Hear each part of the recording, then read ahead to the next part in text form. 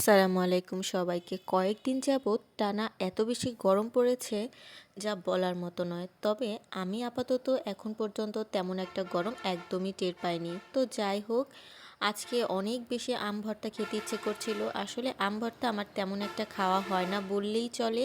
যদিও এই আম মাখাটা আমার পছন্দ না এমনও কিন্তু না, অনেক বেশি ভালো লাগে। তবে আম মাখা আমার কাছে এতটা পছন্দ যে কেউ যদি সেটা করে দেয় তাহলে আমার কাছে খেতে বেশি ভালো লাগে।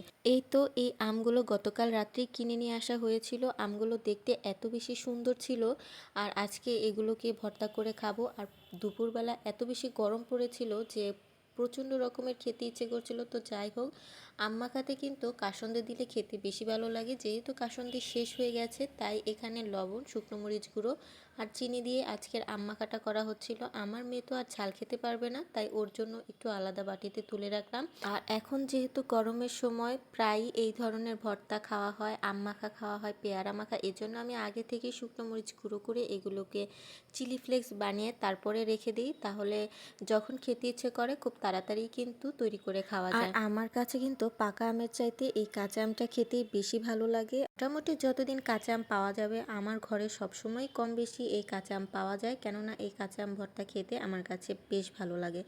আমার তো ভালো লাগে, আমার মেয়েও এই কাঁচা আম খেতে অনেক বেশি পছন্দ করে। প্রায় প্রতিদিনই ওর জন্য আমার ডাল দিয়ে আম রান্না করতে হয়। যেহেতু ছোট মানুষ আম দিয়ে ডাল খেতে অনেক বেশি পছন্দ করে, তাই ওর জন্য আমি অল্প করে হলেও রান্না করি।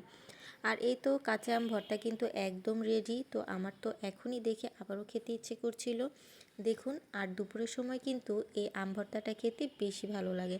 তো যাই হোক, আজকের মতো এ পর্যন্তই। সবার সাথে দেখা হবে নেক্সট কোনো ভিডিওতে। আল্লাহ হাফেজ।